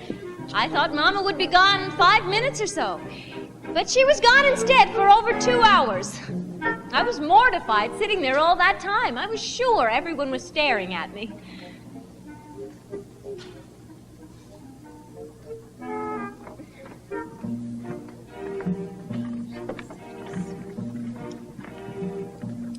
Mama, what took so long? Takes a long time to read 12 stories. She read all my stories? Oh, yes.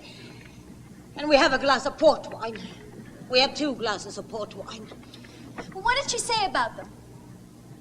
Kathryn. She said, they are no good. Of course, they're no good. I already knew that. But she say more. She say, you write the way you do now because of all the books you have been reading. You must write about things you know. Oh, Mama, that's what my teacher always says in school. Everybody says that. Well, maybe everybody's right. Like your story about Queen Marie Antoinette. You don't really know what it feels like to have your charming head chopped off. Yes, Kathryn? Yes, Mama, I guess you're right. And Dame Sybil, she say, you must go on writing because you have the gift. And then, when you write your first true and real story, you shall send it to someone whose name she gave me. He's an editor in Collier's magazine. Well, sometimes they pay hundreds of dollars for one story. Really? Yeah. No, this is a recipe for plum pudding her grandma makes. Here. It helps, Kathryn. But I tell you. Well, what have I got to write about? I've never been anywhere or met anyone special. Kathryn, maybe you write a story about your papa. Papa? Oh, he's a fine man. A wonderful man. Kathryn, I like you write a story about your papa. Nothing's ever happened to Papa. Or any of us. Come. Except being poor. Or having sickness. Like the time when Dagmar went to the hospital and you... I think of something. And I had thought of something. I went home and wrote a story and sent it to Collier's.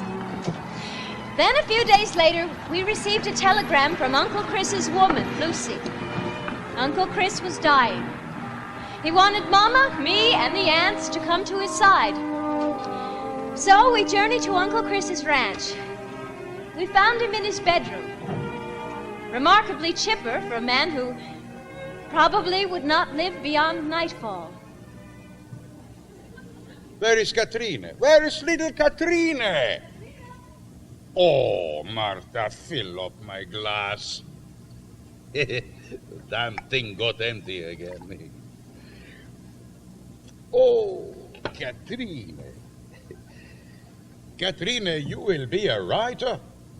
Yes, Uncle Chris. Oh, Maybe one day you write a story about your Uncle Chris. If you remember. I'll remember. Farewell, Kathryn. Farewell, Uncle Chris.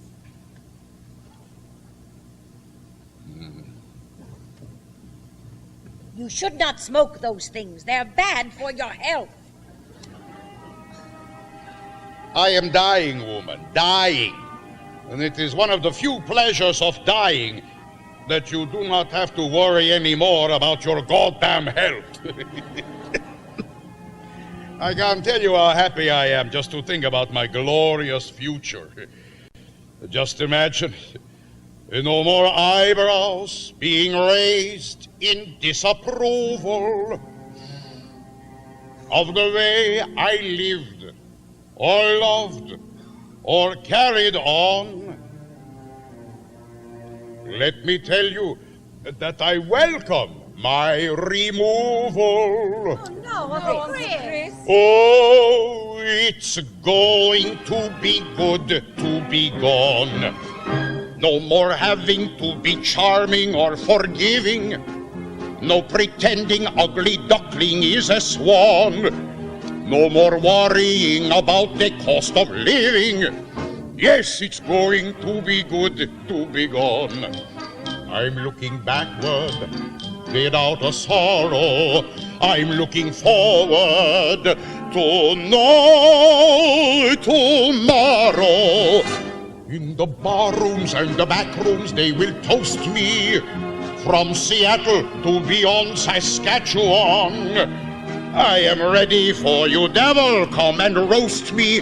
Damn, it's going to be good to be gone, to be gone. Yes, it's going to be good to be gone. Come closer, all of you, closer. Give me your hand, Sigrid. Goodbye, little Sigrid. We pray you go to heaven. You know I haven't liked you since you were 6 or 7. Goodbye, little Trina. You go to meet your maker. I still don't give permission to goddamn undertaker. Not so, little Jenny. You're a wicked and disgraceful Jenny. But when it comes to ugly, my dear, you have a face full. Goodbye, gentle Martha, my good and kind and fair one. Too bad I leave you nothing. Nothing? My cupboard is a bare one. Bare one? Oh, Uncle Chris, only 10 years ago when you sold the other ranch, he made $20,000. Jenny. It's all right, Martha. $20,000. Yes, well, it's all gone. I spent it all. Spent it all? How? $10,000 I spent on lovely, pretty ladies. I buy them fine clothes, jewelry.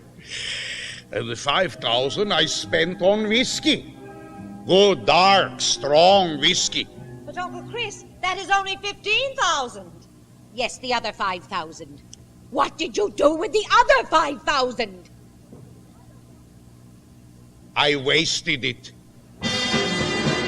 In a moment, I'll be pushing up a daisy underneath the ground that you will walk upon. Yes, dear family, it was nice to drive you crazy. But it's going to be good to be gone, to be gone. It's going to be good to be gone.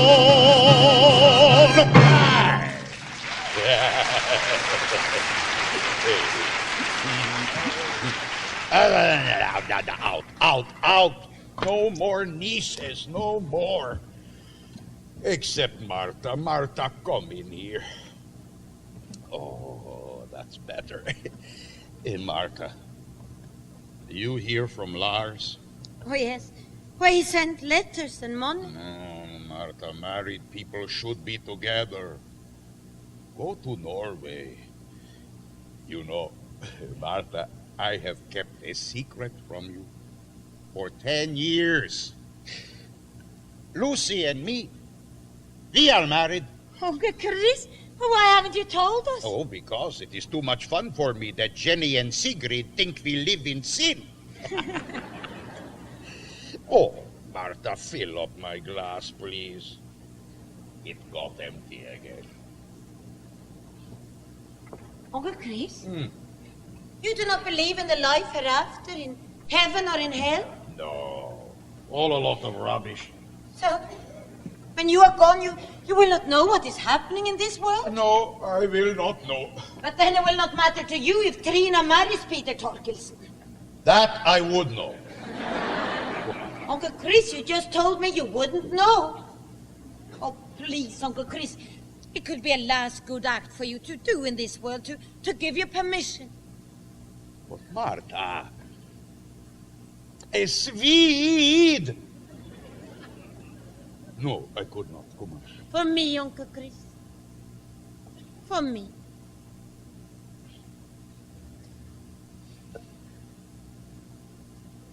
All right, go ahead, marry your Swedish Thank you, undertaker. Uncle I Chris. don't go mad. All right, Trina, all right. Get Lucy. Get Lucy. Lucy? Oh, these gnats are awful. I'm being eaten alive. Well, gnats are always worse around sunset. I should never have come here. No money. And to be insulted like that. Get out. This is the worst death I've ever been to. No, no water. Always the last drink without water. The Norwegian custom. Yes, Martha? Yes, Uncle Chris. So, skål. Skål. Skål.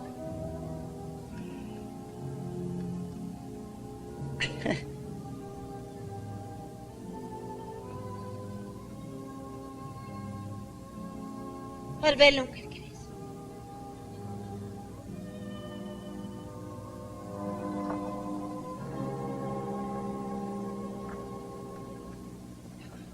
Uncle Chris has gone. Oh, Mom. So, did he say anything about a will?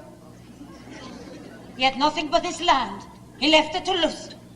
To that woman? That woman is his wife. She has been for years. Why didn't he tell us? Because I think he wanted to picture the expression right now on Jenny's face.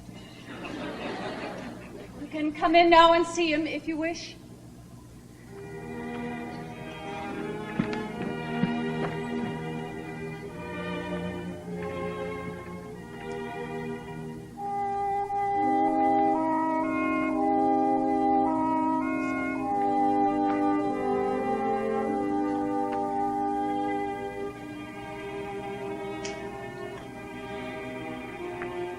Kathryn, I want to go to Norway. To Papa. To Norway? But Mama... Look, no. We all talk about it when we get home. Now you come and see Uncle Chris. No, Mama, I can't. Kathryn, I like that you see what death looks like. Then you're not frightened of it. Ever. Yes, Marie. We stayed on at the ranch for 3 days. For the funeral, and for Uncle Chris's burial in a hillside country graveyard. Then we took the riverboat back to San Francisco. In those 3 days, Mama did not speak to me again of her wish to go to Papa. But she brought it up soon after we were home. She asked each of us if we would go with her to Norway. The others said yes. Kathryn. Mama, I'm not going with you. What are you saying, Kathryn? Mama, I can't go live in Norway, in Sandefjord. I'm a grown-up and I want to live my own life. Here, in San Francisco. Kathryn, what you talk is nonsense. You're not a grown-up, you're still a child. I am not. Kathryn, sit down. I'll make you a cup of hot milk. No, Mama, I would like a cup of hot coffee. Coffee? Well, coffee's not good for children. I'll make you hot milk. Mama, that's just it. I'm not a child. Kathryn, the one thing I have been dreaming about all this time, how all of us would be together again. You and me and Papa, all Mama, of us. please, I can't go. And please don't make me go. I'm 17. 17 is a baby. You were 17 when you married Papa. That was different. How is it different?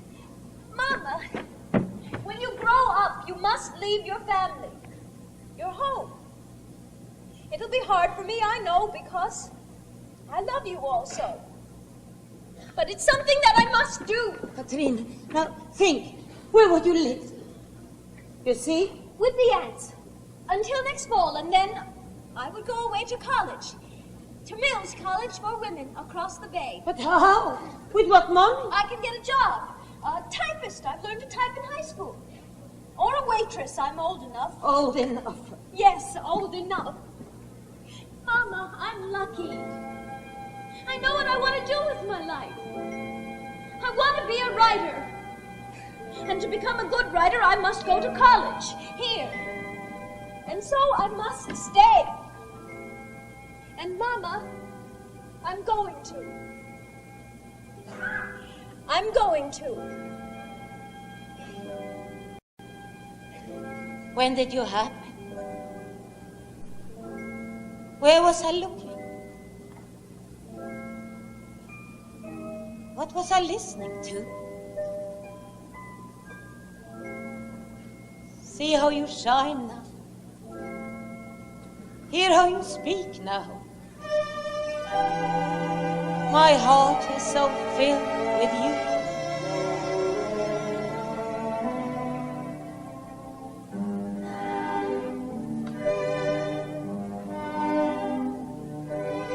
Yesterday I nursed you. Yesterday I rocked you. Yesterday you rushed home. Mama, look, I won the spelling prize. Time, time, time, how it flies.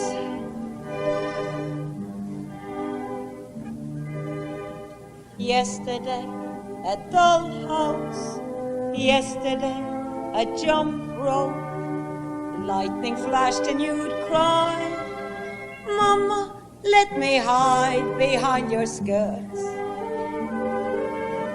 Time, time, time, how it hurts. When did you have me? Where was I looking? What was I listening to?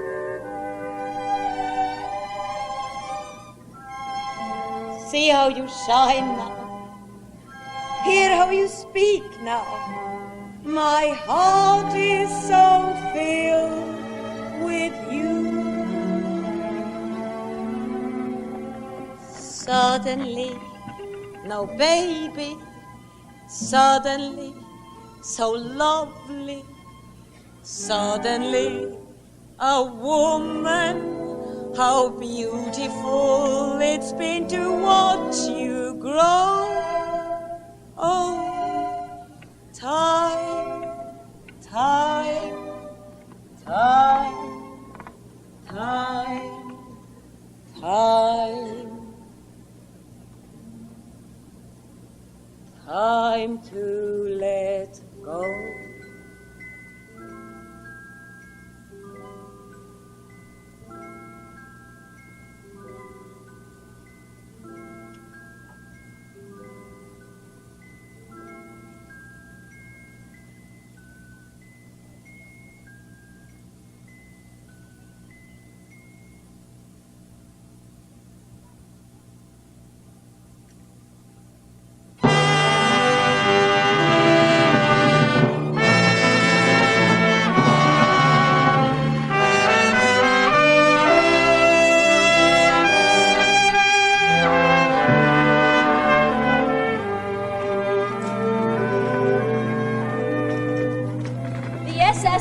Alexandra was to sail from San Francisco for Norway on the morning of April 21st, 1911.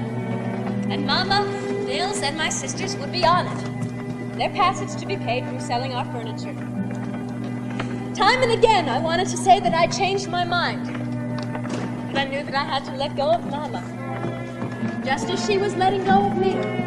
Children, you will love Norway. It is very beautiful there. Oh, maybe, Aunt Sigrid, but everything's so different there. Snow. And they talk all funny there. Ganga, banga, spanga, hanga. Who'll try you Norwegian? I can give you $57 for everything upstairs. Now, how about $15 for that there piano? All right. My piano. Well, they have pianos in Norway too, Christina. Oh, that's what I was afraid of. Now, let's see what you got down the cellar. These 2 old lamps, you give to us or you take to Norway, Martha? You can have them. Oh, thank you. Trina, this brooch from Grandma. I'd like you to have it. What? Thanks. That broken old bread box, you give to us or you take to Norway, Martha? Oh, you can have it. Oh, thank you. You will wear it on your wedding day and think of me, yes? Yes, Mom. This beautiful broken guarantee. You can have it. You get to Norway, Martha. Oh, thank you. All these things, Jenny, how will we get them to Broadway Street? Oh, we'll find a way.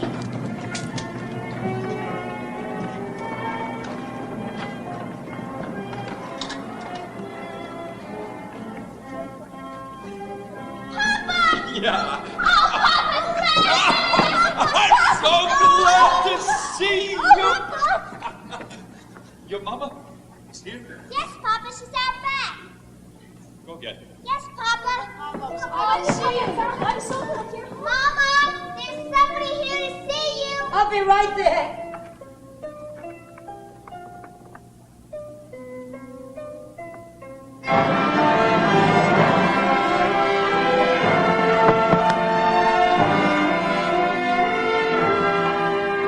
I'll never love you less. You could not please me more.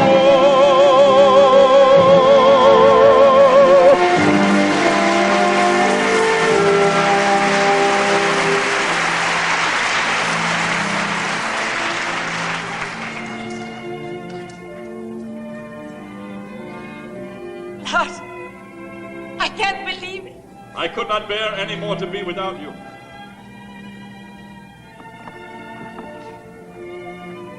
Phil, we were packing. We were sailing to Norway. You were coming to me. Yes. Well, our ships might have crossed. Oh!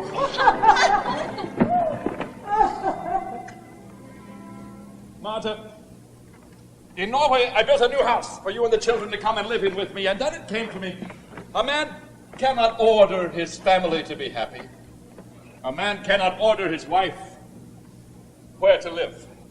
I think you're right.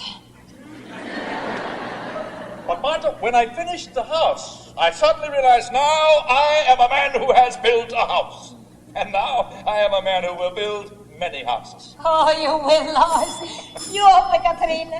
And whenever you build, we will be together. Together. Lars, back. Oh, Lars, you're coming to me.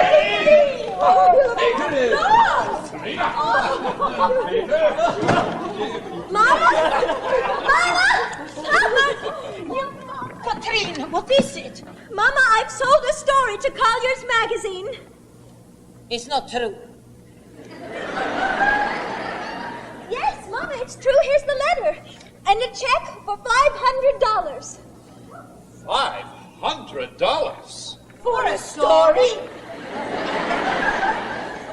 $500? No, Kathryn can pay for her college. Oh, no, Mama, this money's for you. For us. For the house. For the house? $500, Kathryn, I love you. I've always loved you. Now, Mrs. Hanson, for all that old furniture down the cellar, I guess I can give you $11. You can give us nothing because we are not selling our furniture. Because we are staying here. I'll give you 13. It's been nice seeing you, Mr. McGuire. So, Martin, I guess this means you won't be giving me the 2 lamps, the bread box, the tea set, and the together.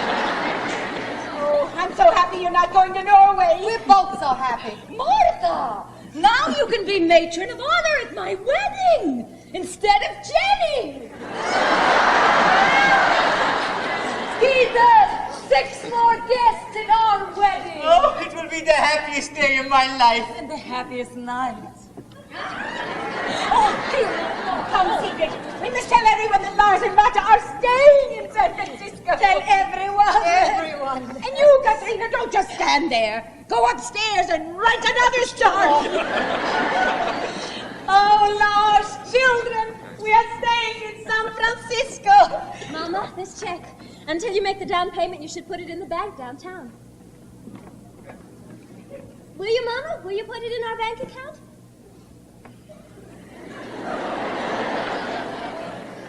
Children, your mama has something to tell you. Children, I will put it in our bank account.